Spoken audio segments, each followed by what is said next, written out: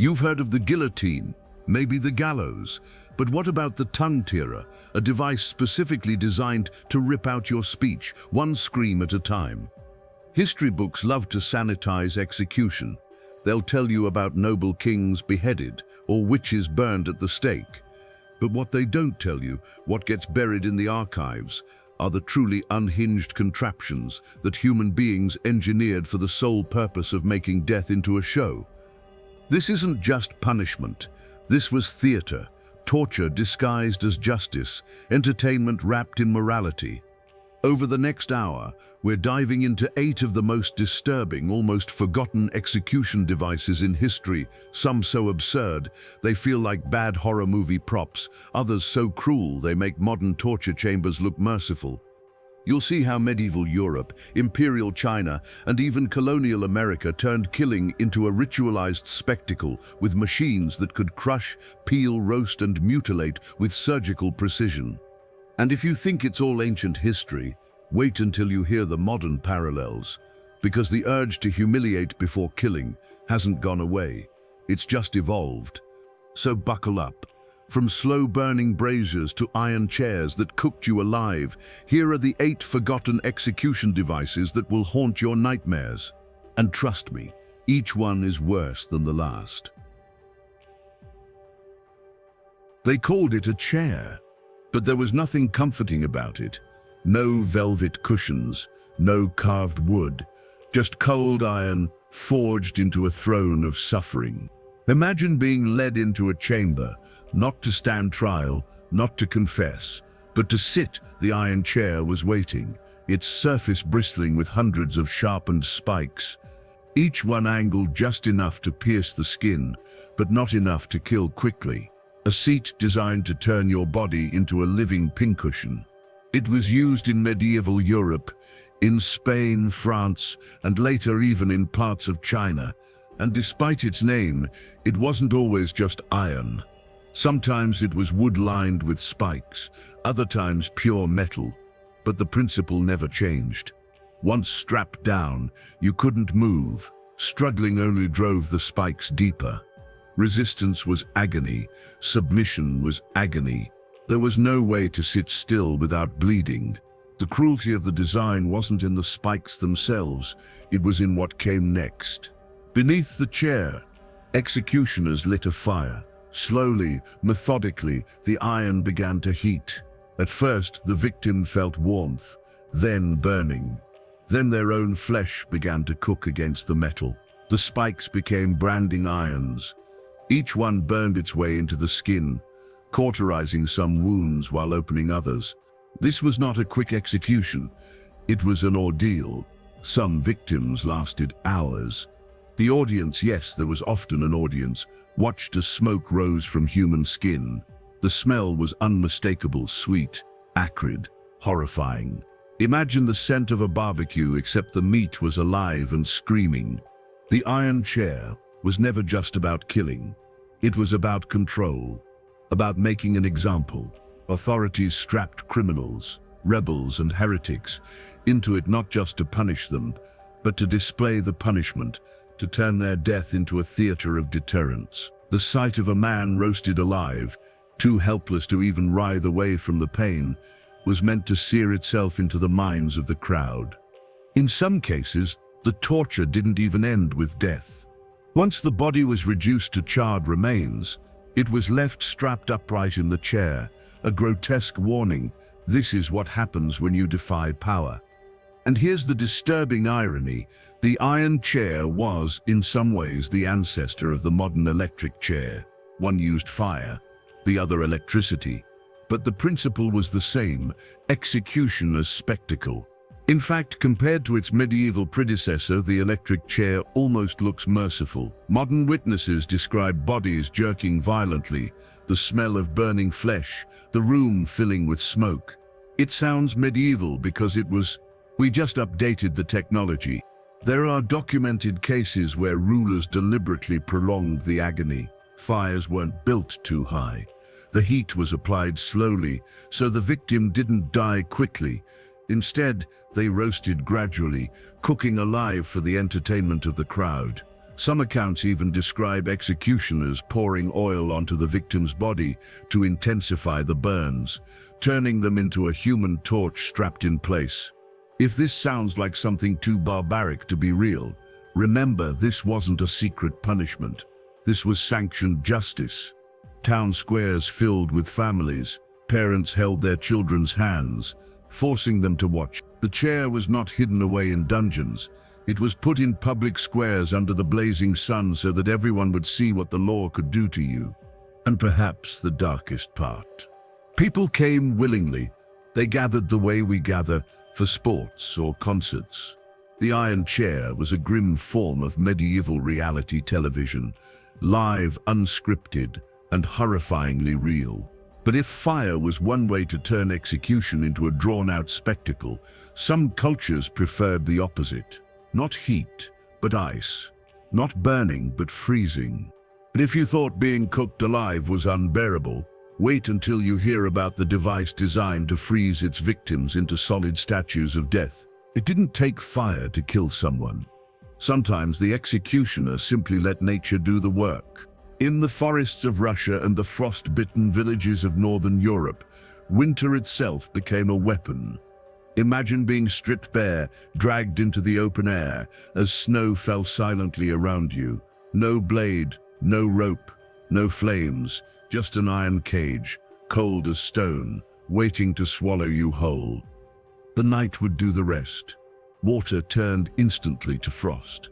A man became a living statue, each breath slower than the last, each movement pulling skin away from the iron bars as it froze solid. The body didn't just shiver, it stiffened. Limbs refused to move. Eyelashes froze shut. The victim remained alive, fully conscious as ice crept over their body, sealing them inside their own skin. And here's the cruelty. It wasn't always fatal in hours. Sometimes the condemned lingered for days. Villagers would walk past, staring at the sight of a human figure half entombed in ice, mouth open in a silent scream, frost coating their hair like a grotesque crown.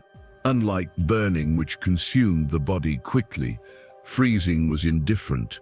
Nature wasn't rushing to end it. Instead, the condemned drifted slowly toward death, organs shutting down one by one. The executioner didn't need to swing a sword. He only needed to wait. It's easy to think of execution as the ultimate act of human control. But here, the cruelty lay in surrendering that control. The state handed you over to the elements, forcing you to fight not a man, but the cold itself. You couldn't argue with the snow. You couldn't plead with the wind. You were erased by weather, devoured by silence. In some regions, it wasn't enough to simply leave the body. Executioners would return each morning to douse the prisoner again, cracking the forming ice, letting it refreeze, locking them tighter and tighter until the body was no longer recognizable as flesh at all. What had once been a man became a sculpture, displayed as if carved by death's own hand. The irony is that ice carries with it a strange mercy. Unlike fire, which inflames every nerve, cold eventually numbs. After hours of agony, the body stops shivering. Nerves go quiet. Victims drift into a dreamlike state, hallucinations flooding the mind as if offering one final escape. For the crowd, it looked almost peaceful. For the victim, it was a descent into frozen madness. Today, people throw ice water over their heads for charity. They call it the Ice Bucket Challenge. Imagine that, except naked, caged and repeated until your body becomes one with the winter. An ice bucket challenge. Designed by Satan, but at least ice steals sensation in the end. At least it silences the body with numbness. The next device, it made sure you felt everything. And worse, it made sure the crowd could hear it too. It looked like a statue, a gleaming bronze bull, polished and proud, standing as though it belonged in a temple. But this was no offering to the gods. It was an offering to cruelty itself. In the 6th century BCE, in the Greek city of Akragas, the tyrant Phalaris wanted something more than execution. He wanted art. And so he commissioned a craftsman named Perilles to design a machine that would turn death into spectacle. The result was one of the most infamous execution devices in history, the Brazen Bull. The concept was grotesquely simple. A hollow bronze bull, large enough for a man to fit inside, with a hatch in its side. Once the condemned was sealed within, a fire was lit beneath the belly. The metal grew hotter and hotter, until it glowed. This wasn't just murder, it was performance. Citizens gathered not just to witness death, but to hear it. The victim's voice became music, an instrument of pain turned into a grotesque symphony for the crowd. Imagine an amphitheater filled with applause, not for a play, but for the sound of a man being cooked alive. It was, in a disturbing sense, the first surround sound speaker powered not by electricity, but by agony. And here's the irony history loves. The very craftsman who built the bull, Perilles, became its first victim. When he demonstrated the acoustic design to Philaris, the tyrant decided a real test was needed. Perilles was shoved inside, fire lit beneath him. His screams, his invention became his downfall. The Brazen Bull captured something terrifying about human cruelty. It wasn't only about killing, it was about staging the kill. Philaris didn't just want obedience. He wanted awe. He wanted citizens to hear the sound of suffering and be both horrified and entertained. It turned execution into theater, state power into performance art. And disturbingly, this wasn't an isolated case. Later accounts suggest that variations of the bull were used by different rulers, sometimes even paraded through cities as a warning. The image of a massive bronze animal wasn't just a tool of death, it was propaganda. Think about it. Today we marvel at technology that immerses us in sound cinemas, concerts, surround systems that make us feel part of the action. The Brazen Bull did the same, but with screams. A device designed not only to destroy the body, but to amplify its destruction. And perhaps the darkest twist, Philaris himself eventually fell from power. When he was captured, his enemies sentenced him to the very fate he had inflicted on others. He too was locked inside the bull, roasted alive to the sound of his own distorted cries. But while some devices reveled in sound and spectacle, others aimed at something even more devastating. They weren't about pain alone. They were about humiliation so total, it stripped a person of identity before the flames ever touched them. There is no sound more human than a scream, a cry for help, a final curse against the people killing you. But in medieval Europe, even that last act of defiance could be stolen. Not through mercy, through mutilation. The device was brutally simple. A pair of iron pincers, shaped like a claw, forced into the victim's mouth. The tongue, wet, soft, vulnerable, was clamped, twisted, and ripped out by the root. It wasn't always quick. Sometimes the executioner tugged in short, violent jerks, tearing flesh in chunks. Other times, he ripped it in one motion, holding up the bloodied organ for the crowd to see, as if proof that the condemned would never speak again. This wasn't just about silencing a man before death. It was a symbolic act, a public declaration that words themselves were crimes. In the age of the Inquisition, where blasphemy and heresy were punished more severely than theft or murder, the tongue became the enemy. Better to rip it out than let a single forbidden word slip. Victims often endured this mutilation before further torment. A heretic tied to the stake might already be tongueless when the fire was lit, which meant his screams came out as gurgling, wet, animal noises. Humanity stripped away, dignity erased. It was as if the church wasn't content with burning the body, it had to burn the voice too. And here's the dark irony. The tongue wasn't always destroyed. In some trials, the severed tongue was displayed as evidence, preserved, carried on a spike or nailed to the city gates, so that the silenced could still speak, not in words but in horror. In a way, it was the medieval version of being banned from the public square. Today, if someone is deplatformed, their voice disappears into digital silence. Back then, the platform was your mouth, and when it was shut down, it was done with pliers and iron. And yet, the cruelty went further. Ripping out a tongue wasn't always fatal on its own. Victims often bled for hours, choking, unable to swallow. In some cases, surgeons, or what passed for them, cauterized the wound with hot irons, sealing the mouth shut with pain. Not to heal, but to keep the victim alive just long enough for the real show, public execution.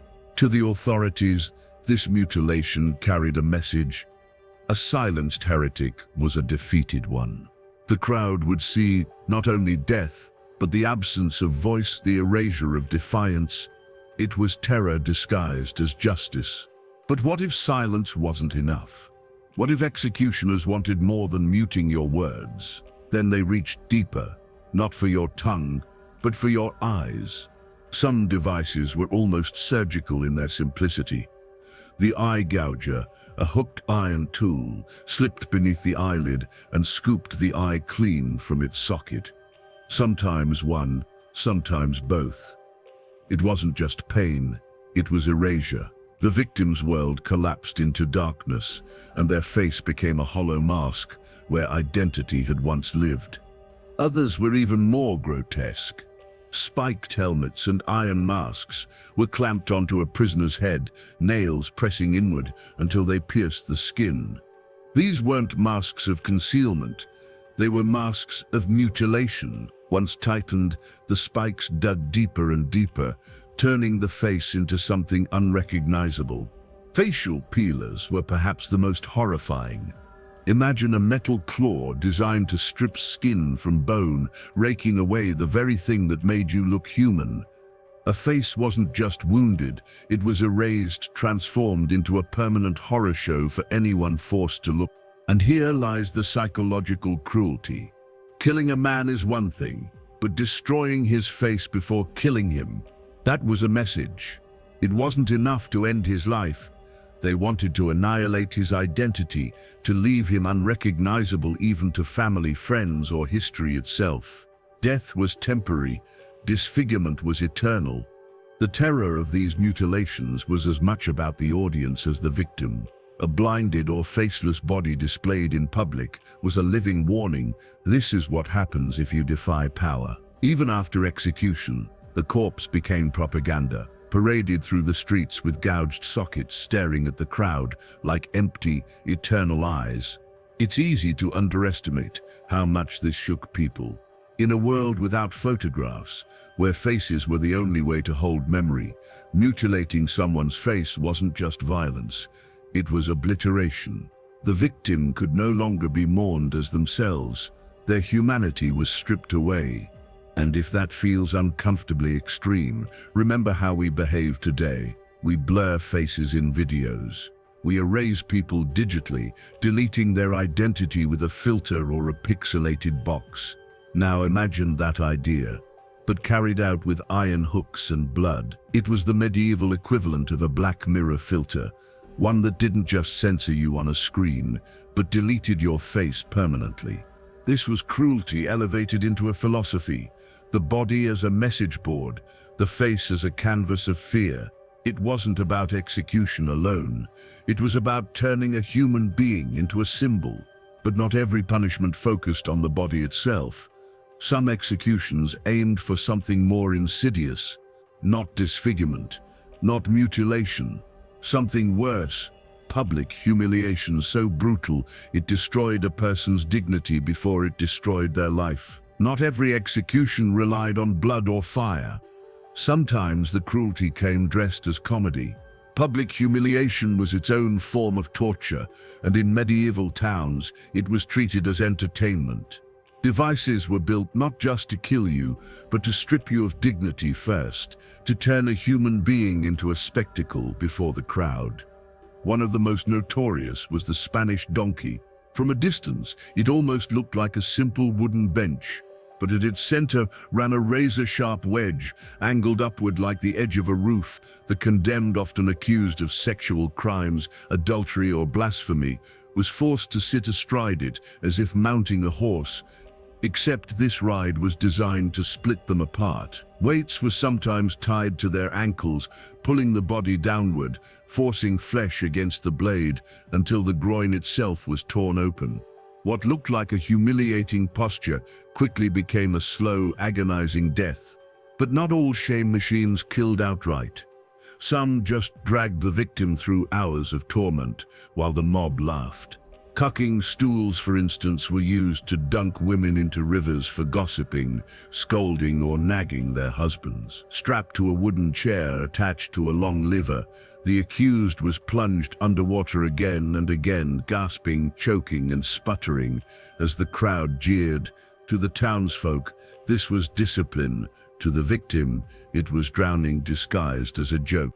Then there was skulls, bridles, iron cages fitted over the head, with spikes that pressed into the tongue or cheeks. Women accused of gossip, blasphemy, or witchcraft were paraded through the streets muzzled like animals, unable to speak or even swallow without pain. Imagine a mask designed not to hide your face, but to turn it into a carnival attraction.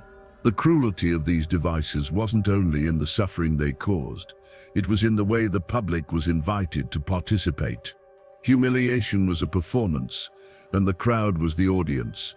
Every jeer, every laugh, every rotten vegetable thrown at the prisoner became part of the punishment. This wasn't justice, it was theater, and everyone bought a ticket. What's more disturbing is how familiar it feels. Today, entire industries thrive on humiliation as entertainment, from reality TV eliminations to viral videos of public meltdowns. Society still gathers around the spectacle of someone else's disgrace. The only difference is that instead of tying people to donkeys or dunking them in rivers, we strap them to hashtags and let them drown online. Back then, humiliation ended in bleeding flesh. Now it ends in ruined reputations. The principle hasn't changed. But in the medieval world, there was no escape. Shame machines ensured that death came not just as punishment, but as mockery. You weren't allowed to die with dignity. You had to die with the laughter of the mob echoing in your ears. And as cruel as that sounds, there were devices far more precise, far more methodical.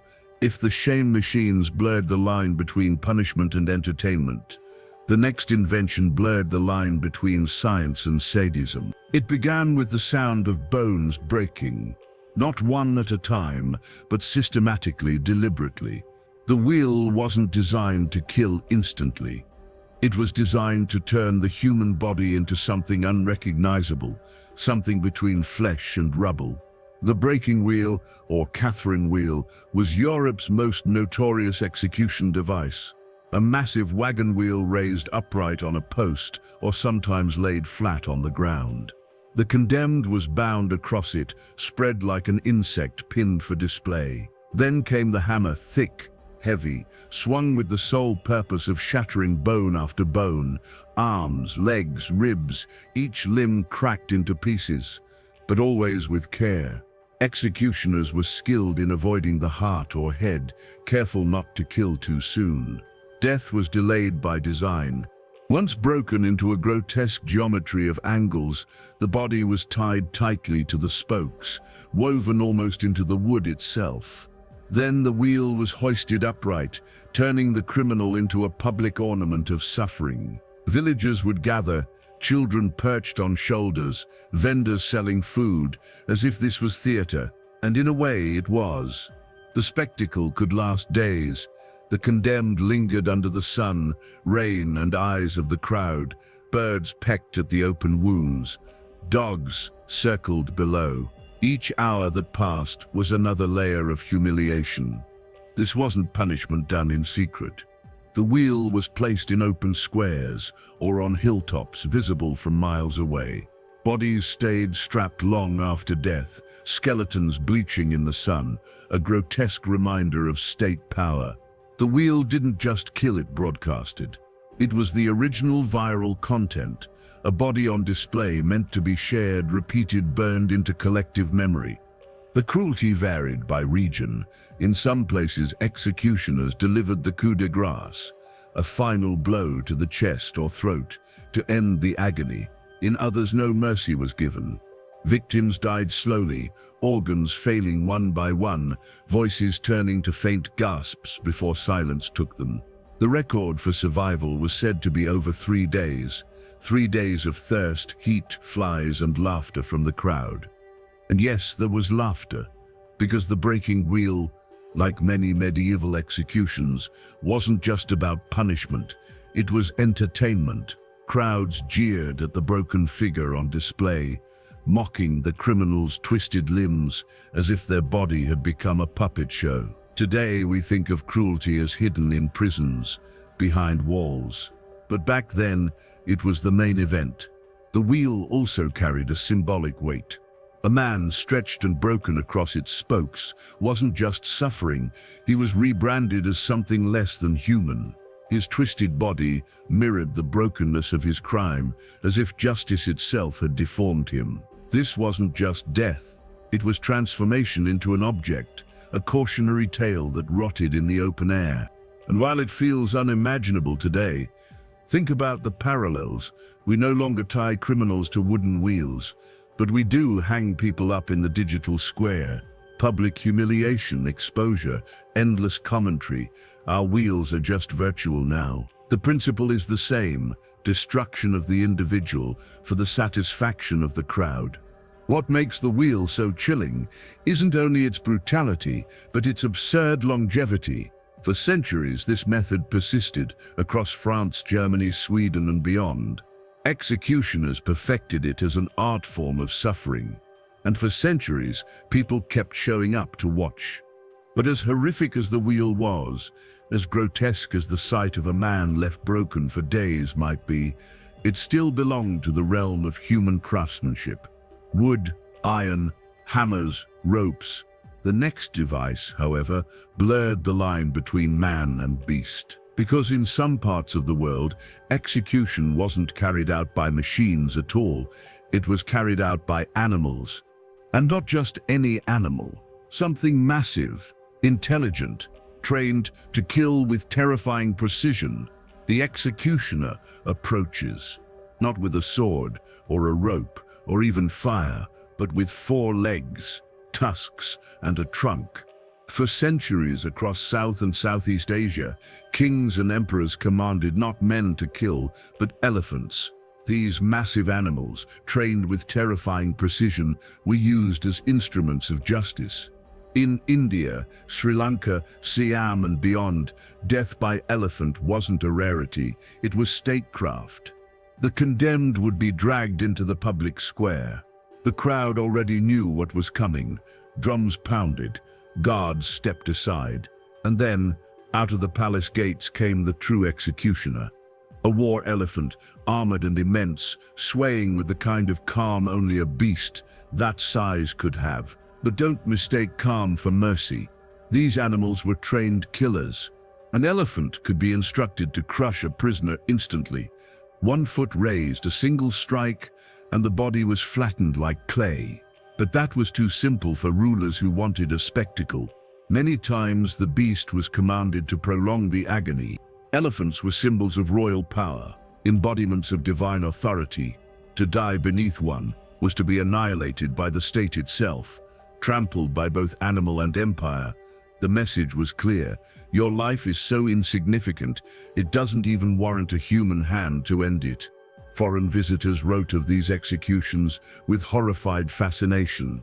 Accounts describe elephants tearing criminals limb from limb as courtiers applauded.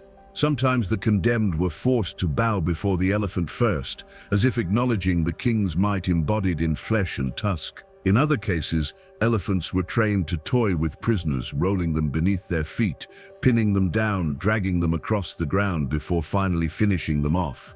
Imagine a circus, but instead of performing tricks, the animal performed death.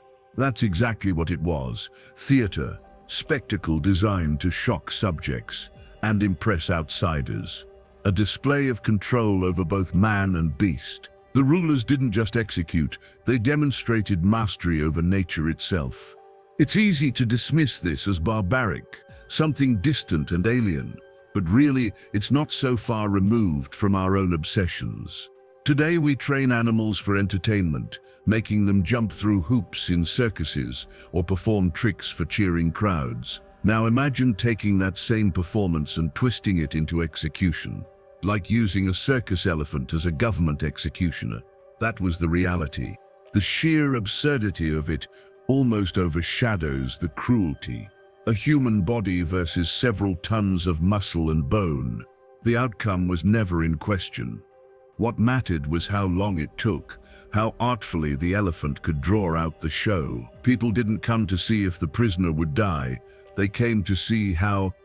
But when the crowd dispersed, when the elephant returned to the palace stables, one question lingered in the air. Why do humans insist on turning death into spectacle? Why does execution so often look like entertainment? Because whether it was a chair of spikes, a wheel of bones, or an elephant trained to kill, the purpose was never just punishment. It was power on display. So what does all this mean for us today?